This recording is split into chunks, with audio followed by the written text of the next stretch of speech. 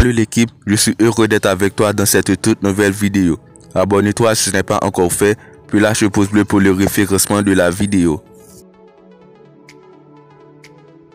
Alors que Dani Ceballos semblait être indésirable il y a peu, Carlo Ancelotti compterait bien sur lui pour la saison prochaine au Real Madrid.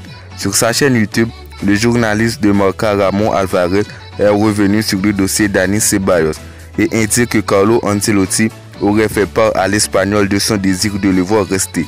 Le technicien italien et les merengues envisageraient de prolonger le milieu pour 2 à 3 années supplémentaires, alors que le joueur de 25 ans était initialement pressenti pour faire son retour au Betis. Ce transfert aurait déjà pu se réaliser à l'été 2021.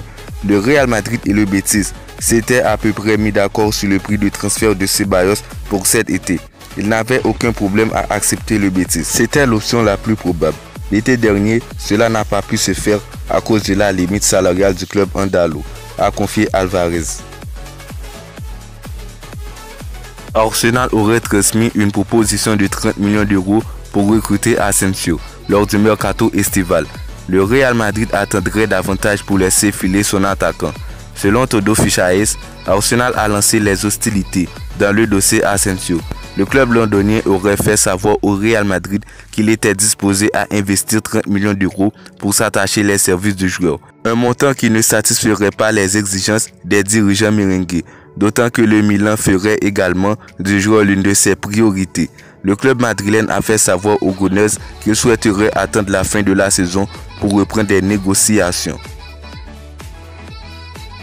Plutôt que d'opter pour un départ au Milan AC, où son nom circule toujours avec insistance, l'Andalou va se rapprocher de son fief.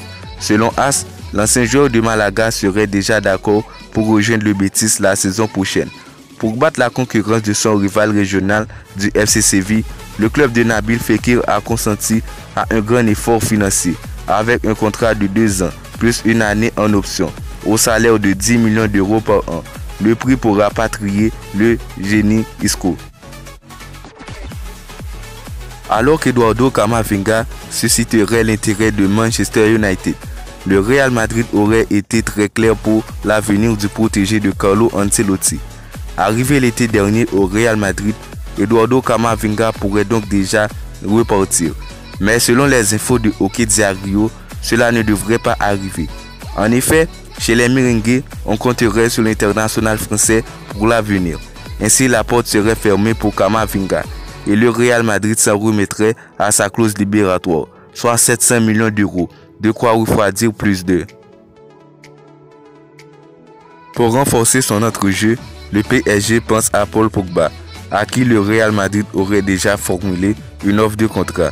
Selon les infos du journaliste Ekrem Konur, le Real Madrid aurait transmis une offre de contrat à Paul Pogba jusqu'en 2025, alors que Kylian Mbappé pourrait débarquer cet été et qu'un accord aurait été trouvé avec Antonio Rudiger.